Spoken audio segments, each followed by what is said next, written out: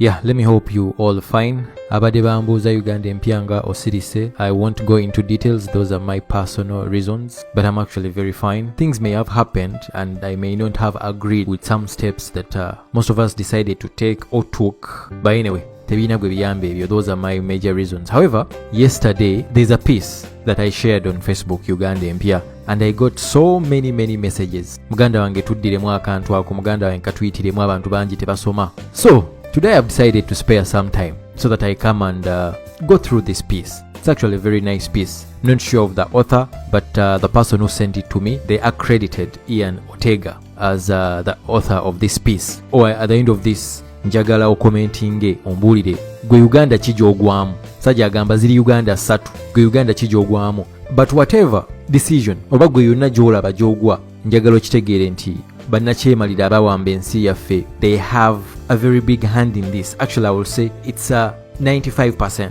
they are making.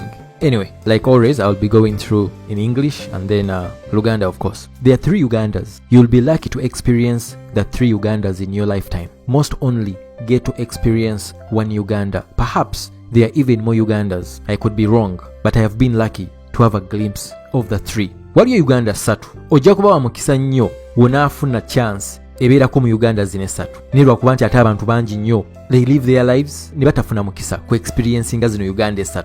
Nosanga ng'ozaalibwa n'ofa ng'obadde mu Uganda emu. Of course, noting that the government that is in power has been there for 35 years now. The author says he's been lucky at least ye okubeerako mu Uganda zino 3 zonna azibaddemu. There is a Uganda that is like hell. Everything sucks. You apply endlessly to jobs and all you get are constant rejections. You try out a business and nothing just works. You are regulated to the trenches. You suffer all the injustices. You feel the brunt of the curfew and lockdown policies. You know no one. You have 0 connections. There is no light at the end of the tunnel. You believe in witchcraft. You believe in curses. It sucks. It is a Uganda that sees many convinced that is better off to sell all they have here and try to hustle out a life in the Middle East. In this Uganda, despite all the comments about Mulago, there is no option. You have to go there. Author gambi Uganda ziri 3. Kati Uganda esooka. Yeno Uganda eringa hellfire, eringa omuliro, buli kimu kibi, everything sucks. Onoonye emirimu n'okola application buli wamu, naye kyofuna kyokka the rejection. Tewali akuwa mulimu. Buli gy'ogenda bagoba bugobi, tewali mulimu. N'ogezaako okukola ka business, nako ne kagwa. Emisolo, buli musolo gwonna ne gujja ku ka business ko. Amateeka gonna, regulations zonna eza business, gwe zinyiga okakanaga ka business kagudde. Gwe, you suffer all the injustices. Buli kantu konna, buli ka regulation kajja kugwe okakananga olemereddwa. You are regulated to trenches. You suffer all the injustices. Webaleeta police za curfew eza lockdown, gwe zikuba. Toyina gwomanyi, toyina connection yonna, tewali future. There is no light at the end of the tunnel. Ense kuba nnyo n'omaliriza ng'otandise kukkiriza mu bulogo, witchcraft, ng'otandise okukkiriza mu bikolimo, curses, everything sucks. Mweno Uganda life enyiga abantu ne batuuka okukkiriza nti the only option kwe kutunda buli kimu kye balina mu Uganda eyo, ne basalawo bagende bagezeeko wabweru mu Middle East, mu nsi z'Abawarabu, at least bagende bagezeeko eyo ne batunda buli kye balina. Agamba mweno Uganda byadde ebigambo bingi nnyo byogerebwa ku Mulago nti mbi, gwe toyina option, toyina choice, Mulago gy'olina okugenda. Uganda ey'okubiri. Then there is the purgatory of Uganda. Things are pretty balanced. You manage to work at a well-paying job. You can foot your bills. You can pray from the contemporary churches, the one where the pastor shows up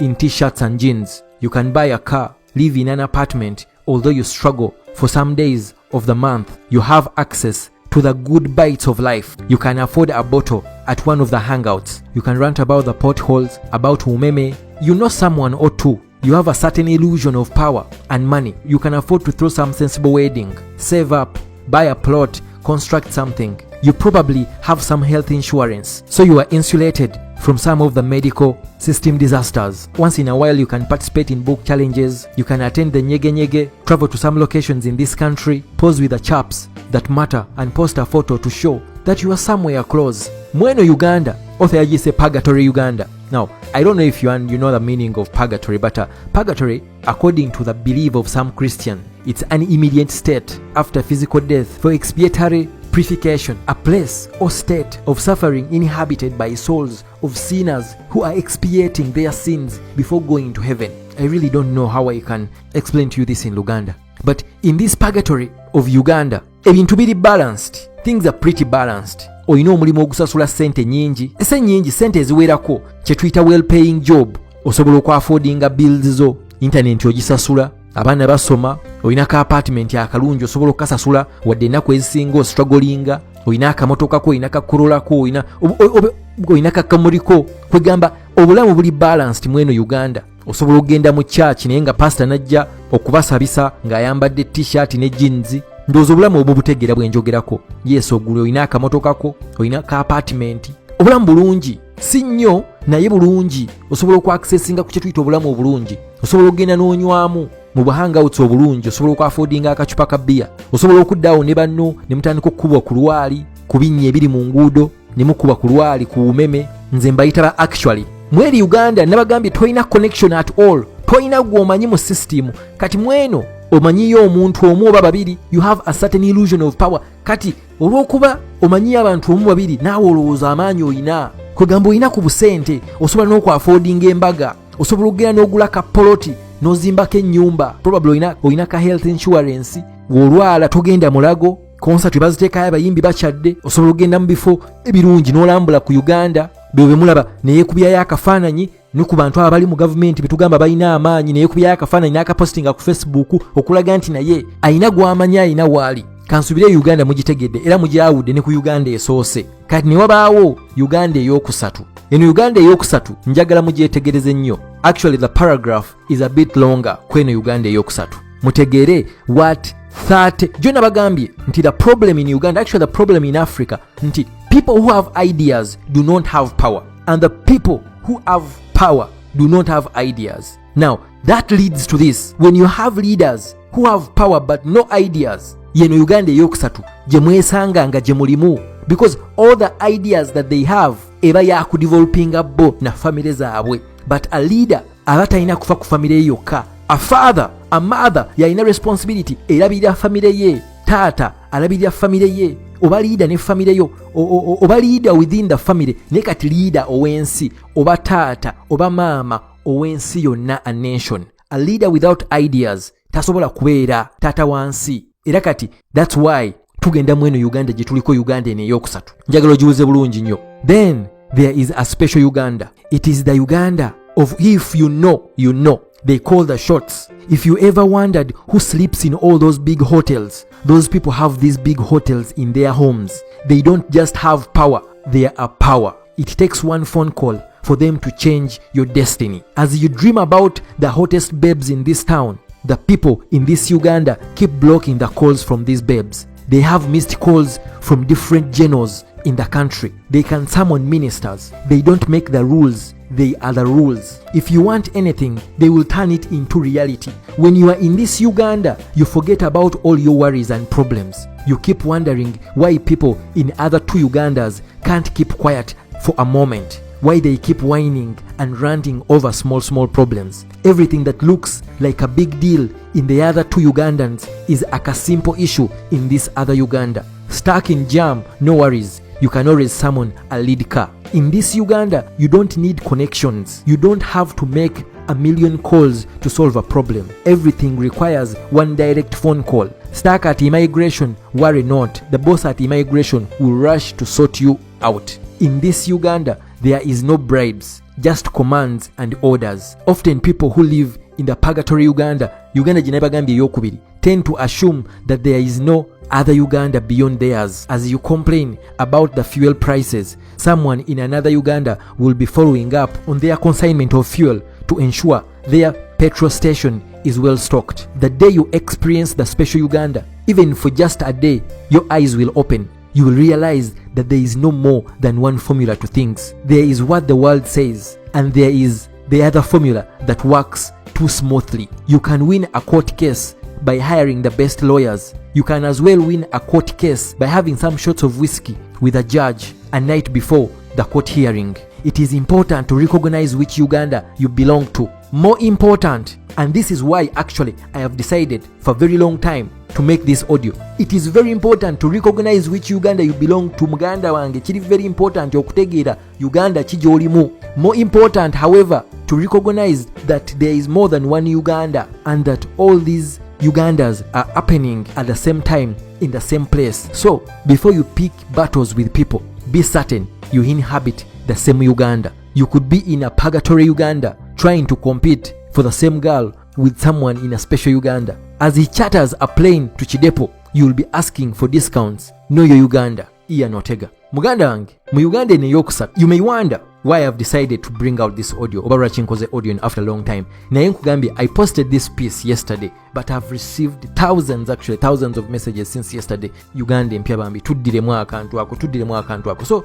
I decided to. Mweno Uganda agise Uganda eri special. Nti woba omanyi, if you know you know. Mweno Uganda mwe muli abantu abasalawo buli kimu. Wali obaddekaawo ne weebuuza mu mbeera embi Uganda gyerimu, baani abasula mu hotels ezo, baani abasula mu mansions ezo ze mulaba? Abali mweno Uganda eri special, abasajja balina hotels mu nnyumba zaabwe. These people have these hotels in their homes. Tebalina maanyi oba buyinza, be buyinza. They don't have power, they are the power. Kimutwalira essimu emu. It takes one call okukyusa destiny y'omuntu yonna. Ntegeeza ki? Abantu abali mweno Uganda kibatwalira just a simple one call nti oyo mumujeewo, aka business mukajeewo. Gwe gyolaba abawala beweegomba mu Kampala n'obeegomba, bali bize bakuba ennamba z'abasajja bano abali mu special Uganda. Abasajja tebakwata ba blockings. Bano abasajja be batakwata simu z'aba generals, balina missed calls okuva ewa ba general tebakwata. Bano abasajja be batuuza aba minister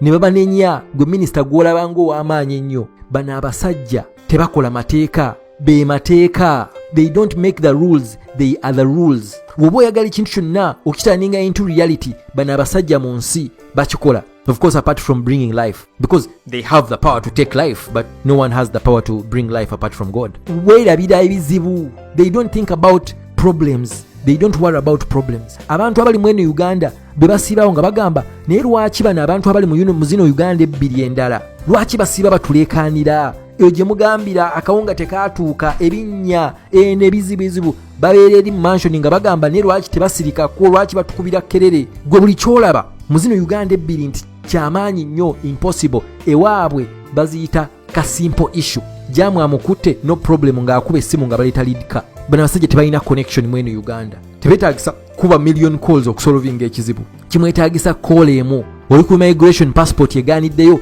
tebakubira bano bakacaca be musanga awo ku desk, bakubira boss wa immigration najja nga adduka nagamba ama passport yiyo. Bano abasajja mweno Uganda teri nguzi, waliyo biragiro, just command and orders. Abantu abamu abali mu purgatory Uganda gye bagambye ey'okubiri, ba Mr. Corolla, Mr. Camry, bagenda ne bashuminga ne balowooza nti babeera mweno Uganda kati gye twogerako. Kyovulaba bwe butuuka n'olaba bali mu struggle, abagamba temutubuulira ba struggle nti bannange abantu bali bubi, mujje mulwanira eddembe lyammwe, temutubuulira. Bagenda ne beecomparinga ne balowooza nti bali mweri special Uganda, naye nga out of 100 they are not even 5%. They don't even experience 5% of what the people in the special Uganda experience. Niye bagenda ne balimbibwa ne balowooza nti bali mweri Uganda. Kati be babonaabona ku immigration nasanga ng'awadde akakadde obukadde bubiri lwakuba alina ssente eziwa enguzi. Mweri Uganda tebakubirawo bakacica bemuwa enguzi, bakubira akulira immigration. Najja nga adduka n'agamba amapassport yiyo. Mu zino Uganda endala gwe gy'okaabira nti bannange amafuta nga galinnya, mweri Uganda baba discussinga ku masimu nti consignment yange y'amafuta etuuka ddi. Petrol stations abwe ne bazijjusa so that bali well stocked. Olunaku lumu lw'olu experiencinga ku special Uganda kijja kuggula amaaso go olabe nti there are more than one formula engeri ebintu gye bikolebwamu. Lwaki ngamba nti there are more than one formula engeri ebintu gye bikolebwamu? Ate formula eri endala, things work too smoothly. Nti gwe ddala mu abali mu purgatory Uganda olina obusente osobola okgenda n'ohayalinga lawyer, best lawyer n'omuwa ssente, best lawyer mu kibuga, n'ogenda n'owangula omusango enkya. Abali mu special Uganda akubira jjaaji essimu ne banywamu kawayini ekiro, ku makya najja n'awangula omusango. So it is important to recognize which Uganda you belong to. Ate n'ekirala njagala otegere nti zino Uganda zonna essatu zigenda maaso at the same time in the same place. So muganda wange, know where you belong. kijja kubeera kirungi nnyo to know where you belong. Kibanga omuntu n'akugamba know where you come from. Kubanga most of our problems may be, nkugambye, for a very long time I've not been coming up because things happened and I may have disagreed with the path that people anyway, sagala bigendamu ebyo. Bagambye over translating this piece. I hope I have done justice to it. Credit to the author. Just to be clear, I am not the author of this piece. I'm just a narrator. Bagala nnyo. Peace.